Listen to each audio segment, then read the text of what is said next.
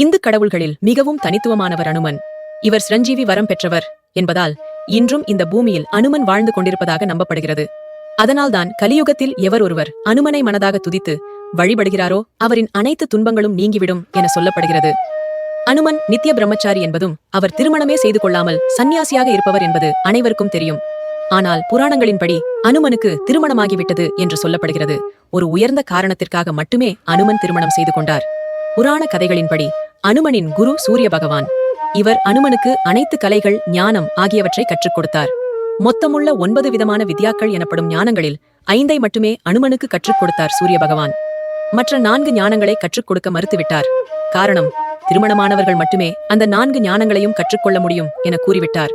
மீதமுள்ள அந்த 4 ஞானங்களையும் கற்றுக்கொள்ள வேண்டும் என்றால் அனுமன் திருமணம் செய்து கொள்ள வேண்டும் என்றார் சூரிய பகவான்.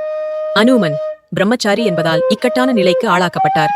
குருவின் பேச்சிற்கு கீழ்ப்படிய வேண்டும் என்பதற்காக திருமணம் செய்வதற்கு ஒப்புக்கொண்டார். தன்னுடைய மகள் சுவர்சலாவையே அனுமனுக்கு திருமணம் செய்து வைத்தார் சூரிய பகவான். ஆனால் அந்த திருமணம் என்பது இல்லற வாழ்க்கைக்காக கிடையாது. அனுமன் திருமணமானவர் என்றாலும் அவரது பிரம்மச்சரியம் என்பது எந்த விதத்திலும் கெட்டுவிடவில்லை என்று சொல்லப்படுகிறது. Can you please subscribe to my channel?